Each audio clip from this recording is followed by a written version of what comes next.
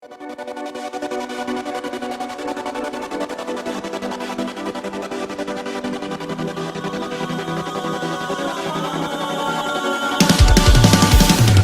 what's up guys, it's LG1T legit, and today I wanted to talk about what makes gamers go back to their main game or their favorite game. I would say my favorite games is overall and just like series is Halo and Call of Duty, Advanced Warfare. So right out of the whole series, probably my favorite ones were back in the day COD 4, World at War, Black Ops 1, and Black Ops 2. Black Ops 2 had an amazing competitive side of it, and that's really what made me go back to it and want to play it more. That's why I got on every day. They added the league play and really made gamers want to play it more. The developers knew the game was great, and they really enforced that. They kept up to date with playlists and that kind of stuff. Other major reasons people really go back is basic mechanics they like, or just the type of gameplay they're getting. There's all these acronyms, RPGs, MMOs. People go back just for the campaigns. Like Halo just has, they just redid all four. They did the Master Chief Collection, and a lot of people got that just for the campaign. I'm more of a multiplayer guy, so if you have a bad multiplayer, I'm not going to come back to your game, and that's just how it is. I'll play. The only game that I really liked was Grand Theft Auto 5. I really didn't do the multiplayer. I played through the whole story. I thought it was fantastic. 10 out of 10 for me just for that. Because I am not a person that will sit down in like a week or two and just finish a campaign. I will maybe play the first mission, and that's about it. Halo is another one. I totally went through all the campaigns, beat them all. Halo 3, I had all the achievements, and that is not what I do. I play multiplayer, and that's about it. Next thing is community. What are your friends really playing? And that's even what system. People go out and buy systems, more of what their friends are doing or what games they're buying, because who wants to play by themselves all the time? It can get rough online just going into multiplayer by yourself, and a lot of people can see that. Another one is we enjoy playing after countless hours of playing.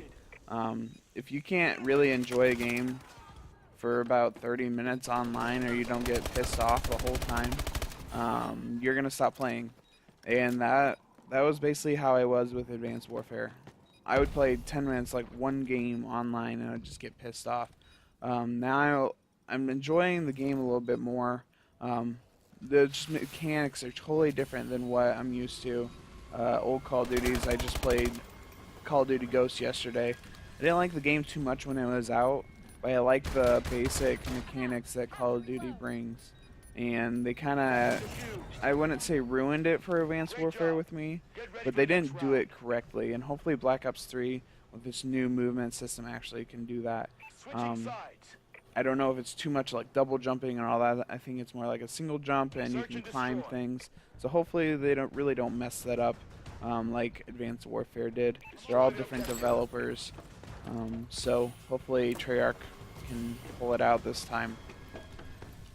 Another one is we feel accomplished after playing these countless hours. You go in the game, you actually feel accomplished. Oh, I got, let's say Halo, we got to level 50.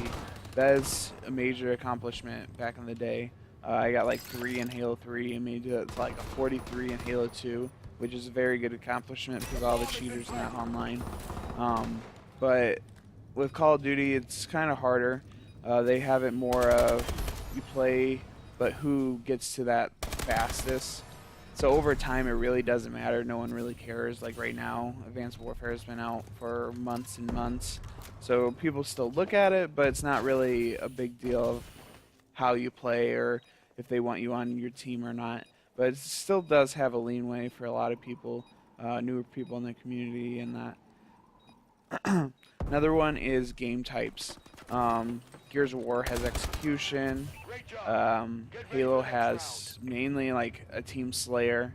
Call of Duty right now, I would say one of the major ones is like Hardpoint. Just amazing overall game type. Keeps the player engaged and really pushes you to the max. They also have the Search and Destroy, of course, we're watching now. That really gives you like an adrenaline push that a lot of games do not have. And other games have tried it. It's kind of like an execution, I guess, from Gears of War, but they added a lot just with that bomb plant sites. Developers is also a big thing when it comes to people going back. I actually just read a post about League of Legends and how their developers, they have ranking system and platinum and above, which platinum is like the 4th rank from the top. They take the information from these people and really tweak their game. They take the best players in their game and listen to them and redo their game or tweak it from them. Just think about that. A lot of developers don't do this. I would say Call of Duty takes the bottom players and tweaks it almost. But they're getting a little bit better since competitive is really up and about.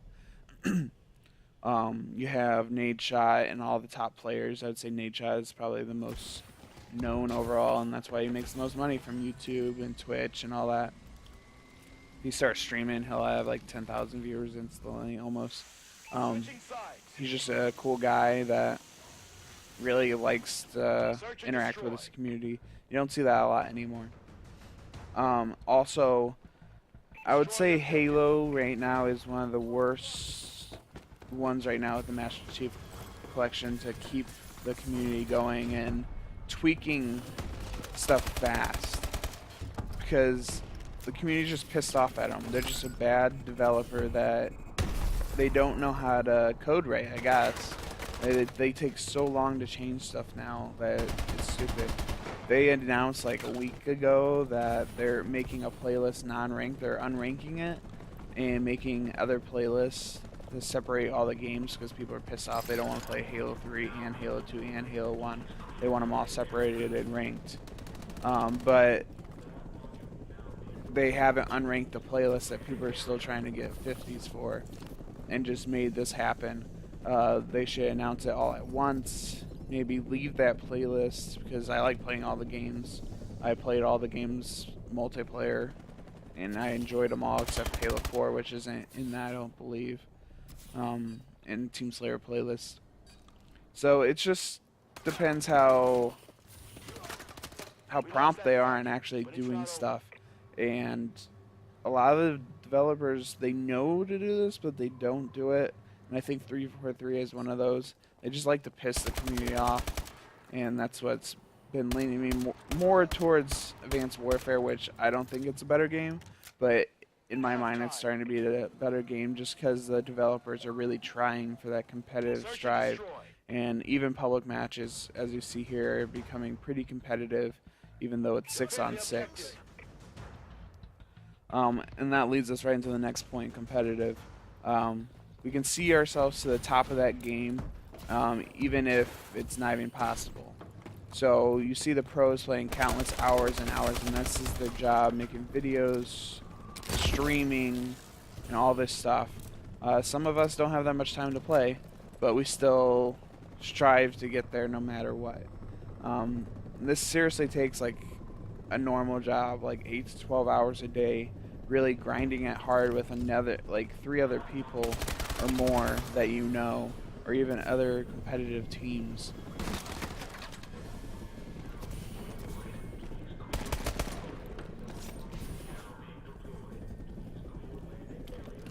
And another thing is we kind of talked about is what we see celebrity gamers playing or making YouTube videos, or what are they playing on Twitch.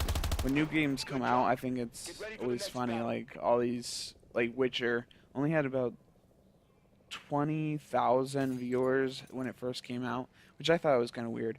Most games usually have about 50,000, or really pushing to get the first spot, which is always League of Legends, and CSGO, which is Counter-Strike. Halo has been terrible lately on Twitch, and I always watch this because it really shows how many people are playing the game, how many people are actually interested in the game. Halo is about maybe 500 viewers. Then when like a pro gets on, like Ninja or someone, and starts streaming, Ninja's like the Nadeshot of Halo. He gets like 10,000 viewers, but then it drops right back down again when he gets off. So it really shows how the community is reacting to how much they like the game, how much they're addicted to the game and want to play it and want to see it, and how much they really want to interact with the game. Um, YouTube videos are pretty big, what people are reviewing, and a lot of the reviews are what the developers are actually doing for the game. So it's really, I don't know why developers don't use YouTubers more or Twitch or streamers more, but I guess it's more non-biased stuff. If you're gonna use them, probably be a little biased and pay them money. So it just all depends. In this game, I teamed up with CG. It's crossover gaming. Pretty cool group, small group of guys.